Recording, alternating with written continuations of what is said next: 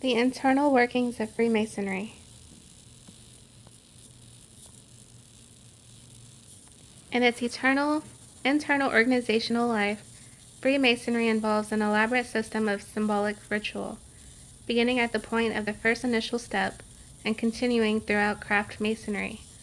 All the work of a Masonic lodge is carried on through symbols and symbolic procedures. Indeed, the symbol constitutes the very essence of Freemasonry. Freemasonry is essentially the science of symbolism. It is a system of morality developed and inculcated by the science of symbolism. It is this peculiar character as a symbolic institution, this almost exclusive use of the method of instruction by symbolism, which gives peculiarity to Freemasonry and marks its distinctive difference from every other institution devised by the ingenuity of man. This distinction also clearly establishes the antiquity of the institution, bestows upon Freemasonry its preeminent power for cementing men into a common brotherhood, and contributes effectively to the perpetuity of Masonry.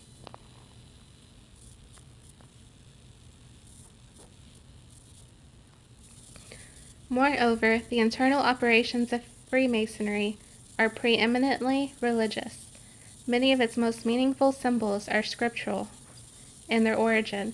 Its ritual is based largely upon the Word of God, the greatest of the three great lights of Freemasonry, and its chief objective is the search for truth. The reading of the Bible forms an important phase of all Masonic work. Prayer is essential in all procedures. The principles of true religion are inculcated as the fundamental controlling force for the daily life and for all human relationships of members of the fraternity. As previously set forth, the basic and fundamental principles of Freemasonry are found in what is ordinarily known as Blue Lodge Masonry. Blue Lodge Masonry consists of 3 degrees: the apprentice, the fellow craft, the master. Royal Arch Masonry, which now forms a part of what is known as York Rite, was formerly a part of the 3rd degree of Blue Lodge Masonry and belongs more distinctly within craft masonry than do the higher degrees of either the York Rite or the Scottish Rite.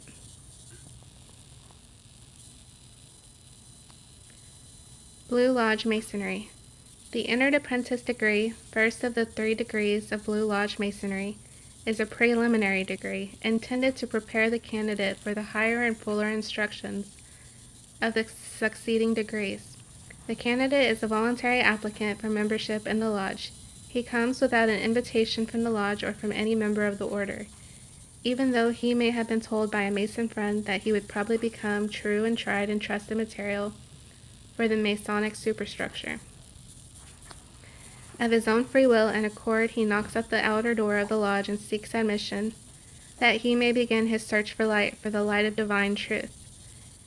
At the threshold of the lodge, he is required to confess his trust in God, thus repudiating any tendencies to infidelity, polytheism, or pantheism, and acknowledging his faith in the one true and living God. He is peculiarly clothed in keeping with the mysteries of the order into which he is about to be inducted. Neither naked nor clothed, neither barefooted nor shod, this symbolic meaning being fully explained to him as he makes his journey through the requirements of this degree. Although lacking in valuable historical information, the work of the degree is replete with instructions on the internal structure of the order, especially in its lectures. The religious character of Masonry is impressed upon his mind and heart, not only by his confession of trust in God, but by the reading of an assigned passage of Scripture, by the open Bible upon the altar, and by his own dedication in prayer and meditation before the altar. The entire ritual is a preliminary revelation of the internal structure of the institution, and the symbols employed in this degree are profoundly significant and instructive. The candidate now learns that a Masonic lodge is an assemblage of Freemasons duly congregated, having the sacred writings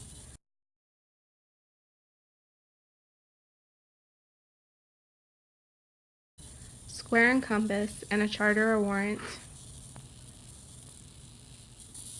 of constitution authorizing them to work. It is also explained to him that the room or place in which the meeting is held represents some part of King Solomon's temple. The lodge is supported by 3 great columns: wisdom, strength, and beauty, which are explained to the candidate. They are represented by the master, senior, warden, and junior warden. In properly comprehending what is done unto him, the course of his movements around the lodge room, the significance of the symbols employed, and the lectures given, including every phase of the ritual, the entered apprentice Mason realizes that he has begun a noble pursuit for truth. The aspiration of his soul toward the absolute and infinite intelligence is encouraged and strengthened. The faculties of his mind have been directed toward the great architect of the universe, his own creator, preserver, and benefactor. Though the majestic irradiations of thought, meditation, prayer, and sublime comprehensions of instructions given, his soul pierces through the shadows of materialism and earthiness toward the light for which his search has begun. He is prepared for his onward and upward course in Freemasonry, and when he has proved his proficiency in the work of the entered apprentice degree, he will be ready for the next degree of Blue Lodge Masonry.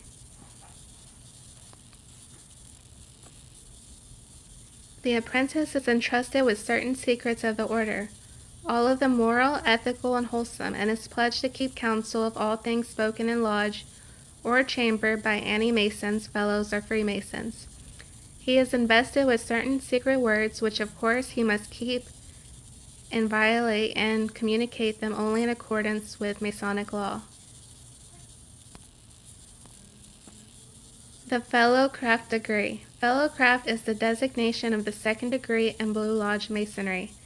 The term is derived from the union of operative masons representing those who were especially skilled in cutting and fitting stones for structural use, but less skilled and capable than master masons. In speculative masonry, emphasis is laid on the significance of the term fellow.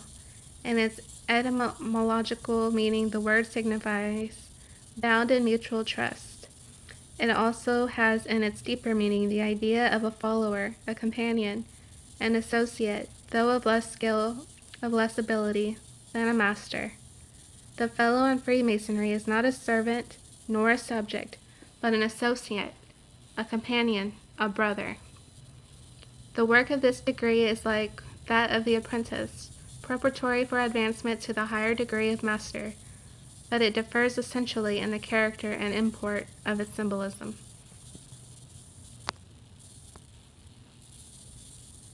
The apprentice degree is devoted to a beginner, the Fellowcraft to a more advanced searcher for light. In the first degree, the symbols and allegorical ceremonies are directed to the purification of the heart. In this degree, this purification is no less important, but the symbols and ceremonies are directed more chiefly to lessons for the cultivation of the reasoning faculties and the improvement of the intellectual powers. Among the ancients, all religion was more or less a mystery, and hence religions, and especially the mysteries of religions, were closely associated with philosophy. Among pagans, the multitude of allegories and symbols in their religions became accepted as realities, and the worship of celestial luminaries, of imaginary deities with human passions, appetites, and lust, of idols in the form of stones, animals, and reptiles was the natural result. Hence the emphasis placed upon philosophy, upon intellectual enlightenment, upon advancement in reasoning faculties, in order that these tendencies to idolatry might be counteracted. There was innate in the hearts of humanity deep spiritual longings, lofty aspirations after a living deity, and a desire for logic and religion. Thus religion joined with philosophy in the use of symbols to illustrate what cannot be explained. to excite an appropriate feeling even where the idea could not be made plain in word, to make the image of a subordinate conveyance to right conceptions of moral and spiritual truth. Knowledge was conveyed by symbols, rites, and ceremonies were employed to make attractive to the eye truth, which is imperfectly comprehended merely through the word. Masonry's successor of the mysteries of antiquity follows these ancient methods of instruction. This becomes more evident in the ritual, rites, and ceremonies of the Fellowcraft degree. Instruction is given by symbols similar to the philosophy of the ancient mystics, and there is marked out for the Fellowcraft a path of study, of meditation, of investigation, of intellectual progress, all of which means progress in the search for truth. The fundamentals of Masonry, which claim for man the threefold heritage of liberty, equality, and fraternity, are symbolized and expounded in the Fellowcraft degree. In these respects, Masonry approaches nearer and nearer to the basic teachings of Christianity.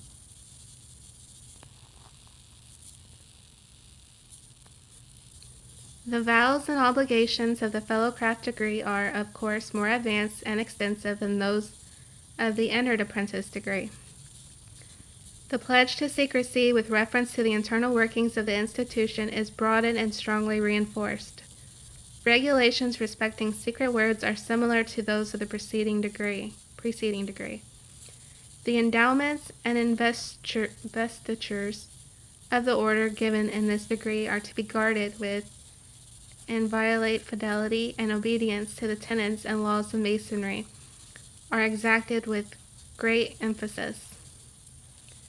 Having completed the work of the Fellowcraft degree, the initiate is now prepared for advancement to the sublime degree of a Master Mason. After having proved his proficiency in the degree just completed by strict trial, due examination, and rigid instructions. The Master degree. Master Mason constitutes the third degree, and as practiced today, the last of Blue Lodge Masonry.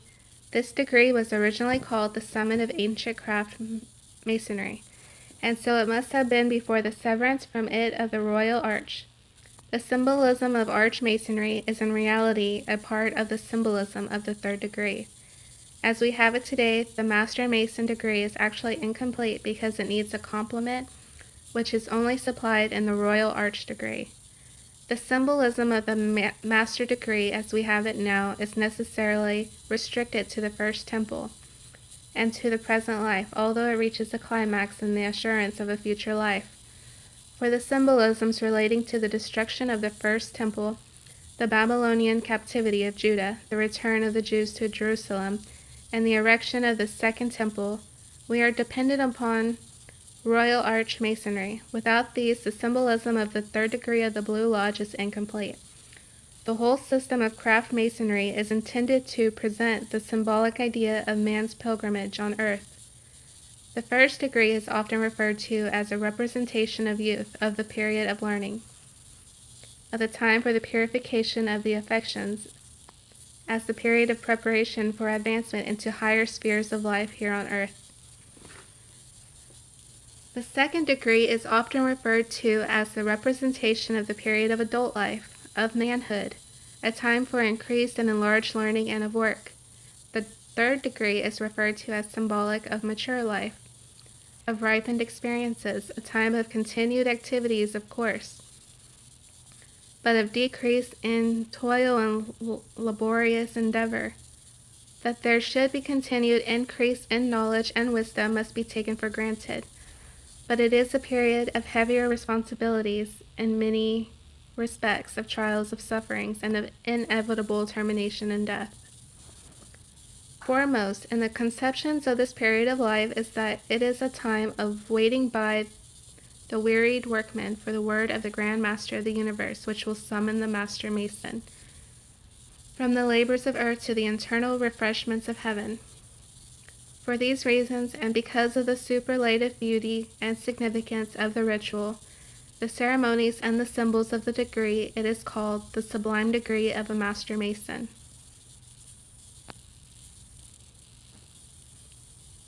As an entered apprentice, the Mason is taught those elementary instructions which fit him for further advancement in his Masonic career, just as the youth is taught those elementary rudiments of education which prepare him for entering upon the active duties of life. As a fellow craft, the Mason is taught to continue his investigations into the science of the institution and to labor diligently in the task prescribed by the order. Just as a man is required to enlarge his mind by the acquisition of new ideas and to extend his labors for the welfare of his fellow men, as a master mason he is taught the last, the most important, and the most necessary of all truth, that having been faithful to all his trusts, he is at last to die and to receive the reward of his fidelity. Foremost of all the truths taught and emphasized in this degree is the immortality of the soul of man, and the certainty of the resurrection of his body to eternal life. The whole scope of the ritual and the ultimate of the symbols of the Master Mason degree place supreme emphasis upon the truth that when man's life has spent itself on the earth, has passed away as the fleeting shadows, his soul returns to God, who gave it, and his body, which returns to dust, shall be raised, incorruptible and glorified, and qualified for entrance into the grand lodge of the celestial city of God. By the instructions of that notable legend and of the entire ritual, it is implied that we have been redeemed from the death of sin and the sepulture of pollution. The master grip of the Lion of the tribe of Judah brings ultimate triumph to every true, tested, tried, and faithful Master Mason. Royal Arch Masonry and the York Rite.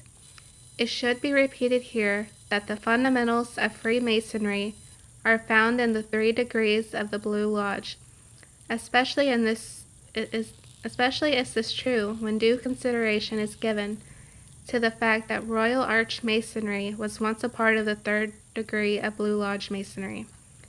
A Master Mason, no matter what added honors he may receive in his advancement to higher degrees, in either York Rite Masonry or Scottish Rite Masonry, is a full-fledged Mason in the highest sense of the term.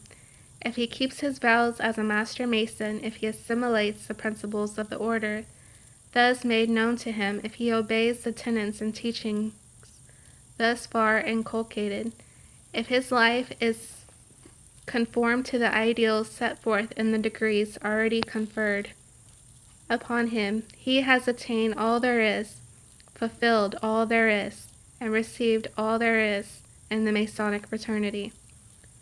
The higher degrees are desirable, however, for the implementation of Blue Lodge Masonry and for enlarged opportunities and advantages in ministries of a distinct Masonic character.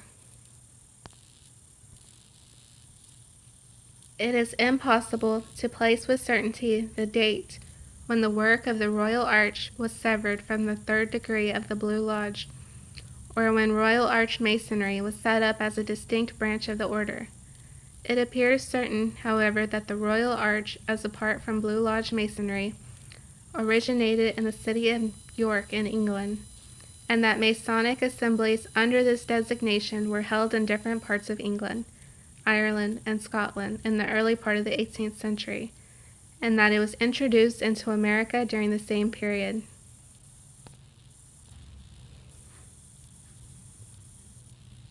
The Royal Arch is known as the chapter and consists of 4 degrees. They are Mark Master, Past Master, Most Excellent Master, and the Royal Arch. These degrees are implementations of the 3rd degree of the Blue Lodge. They are a continuance rather than an amplification of ancient craft masonry. They belong within the scope of speculative masonry in a much more decided sense than any other higher degrees. The legends and symbols of these degrees relate to the history of King Solomon's temple after its completion and dedication to the destruction of the temple by the Chaldeans. and the Babylonian captivity of the Jews, and to the erection of the second temple by Zerubbabel.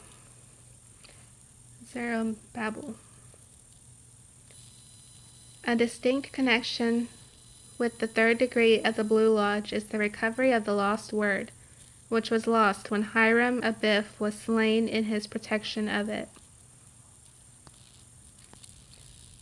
Mark Master Degree. The first degree of Royal Arch Masonry is based upon the tradition of an organization of the operative masons who were employed on the temple at Jerusalem, by means of which disorder and confusion were avoided. In symbolic signification, it directs the fellow craft to the inculcation of order, regularity, and discipline. It teaches us that the discharge of all the duties of our several positions and stations in life should be discharged with precision and punctuality, that the work of our hands and the thoughts of our hearts should be good and true, not unfinished and imperfect, not sinful and defective, but such as the great overseer and judge of heaven and earth may see fit to approve. Just as the fellow craft degree is devoted to the inculcation of learning, so the Mark Master Degree instructs us how that learning can be most judiciously and usefully employed for our own honor and the profit of others. Having been taught the duty of discharging all the duties of life, we are now instructed in the importance of performing them with systematic regularity. The goal of every true Mark Master is so to live and work that he may receive at the conclusion of his services that welcome plaudit. Well done, thou good and faithful servant. Thou hast been faithful over a few things. I will make thee ruler over many things. Enter thou into the joy of thy Lord. Past Master Degree. This second degree of Royal Arch Masonry was originally an honorary degree, conferred upon the Master of a Lodge at his installation by 3 or more past masters. In the Royal Arch, it has no historic or direct connection with the preceding degree, nor with the degrees which follow. The brief ritual is not especially significant in the advancement of initiates in Royal Arch Masonry, but it is regarded as necessary. For those who have not served as the Master of a Blue Lodge, a ceremony of investiture is given. Most Excellent Master Degree. The third degree of Royal Arch Masonry is based upon certain historic facts and legends, with reference to the dedication of the temple by King Solomon.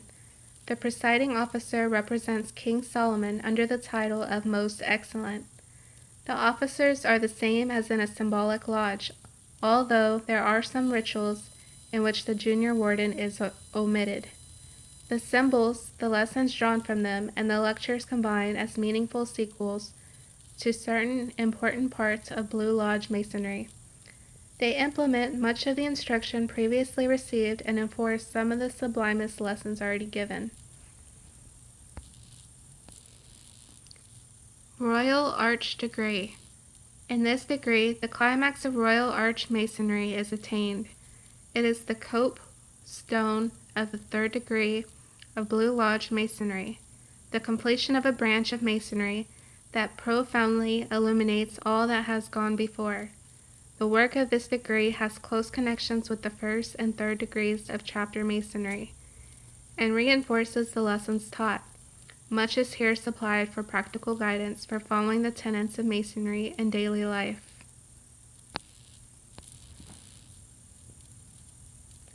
Cryptic Masonry. The term crypt signifies a concealed place or a subterranean vault.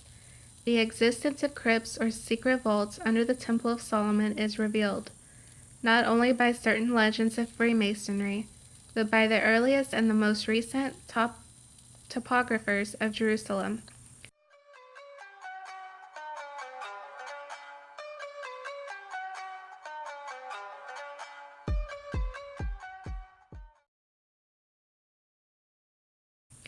Within these subterranean hiding places were preserved some of the most sacred and meaningful secrets relating to ancient craft masonry.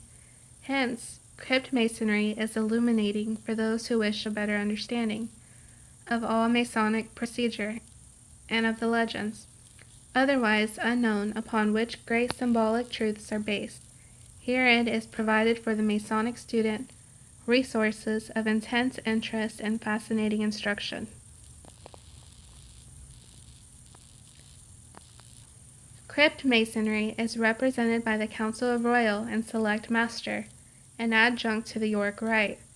3 degrees are conferred by this council: Royal Master, Select Master, and Super Excellent Master. The work of each and of the 3 degrees combine in historic and impressive the things involved in becoming a loyal, faithful, and persevering Mason are most beautifully exemplified. Royal Master Degree. In this degree, we have one of the most ornate, beautiful, impressive, and profoundly meaningful rituals to be found in Masonry, or anywhere else in the world. This is evident, first, in the officers of the council conferring this degree. They are a thrice illustrious Grand Master, representing King Solomon,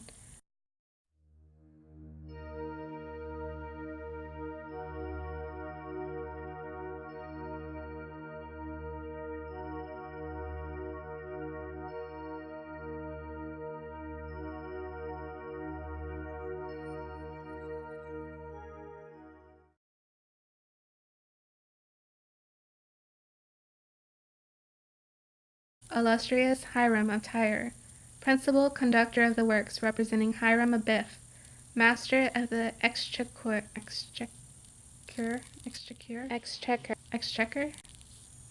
master of finances, captain of the guards, conductor of the council, and steward.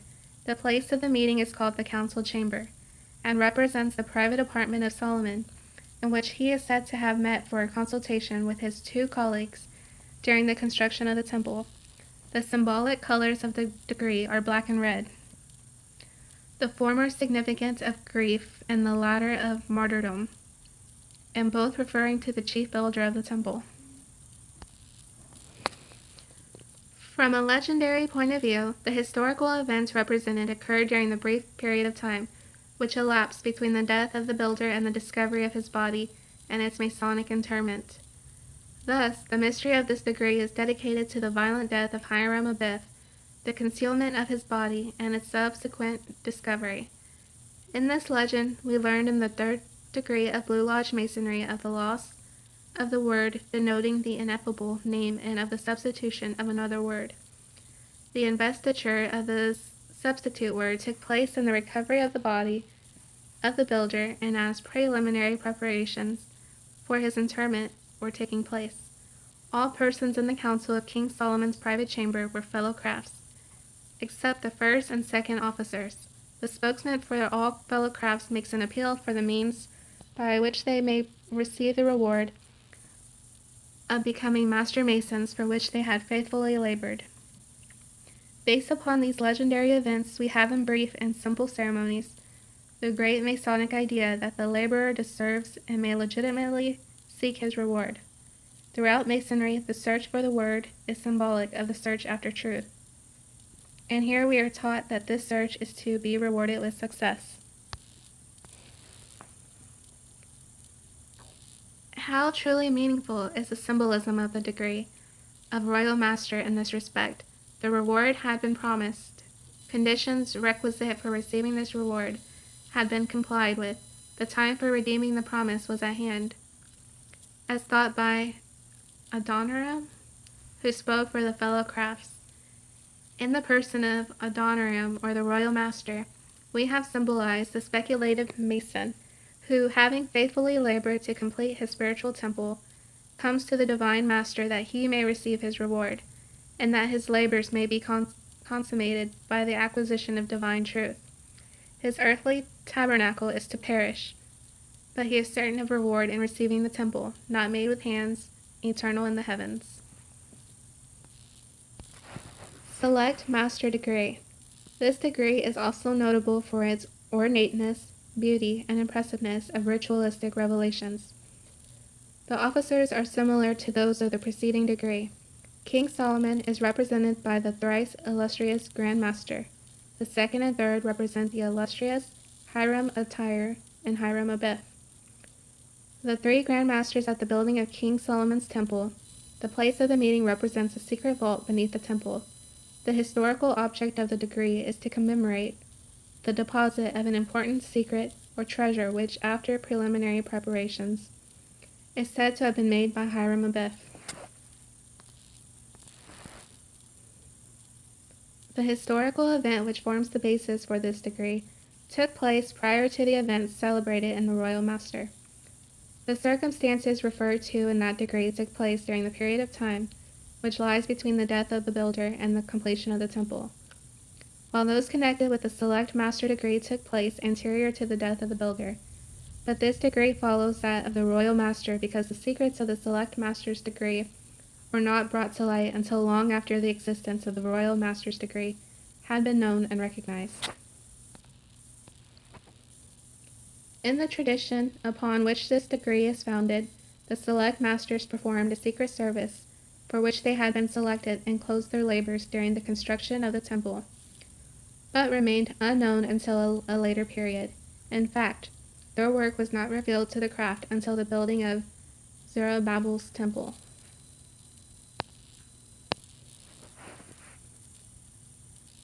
Finally, super excellent master degree. This was originally an honorary or side degree conferred by the inspectors general of the ancient and accepted Scottish rite. It has been transferred to cryptic masonry and forms the last degree of the Royal and Select Council. It actually has no historic connection with the other degrees of the Council and is not an integral part of the rite. It is really an enlargement of that part of the Royal Arch ceremonies, which refer to the destruction of the temple and may be appropriately inserted in either Royal Arch Masonry or in cryptic masonry.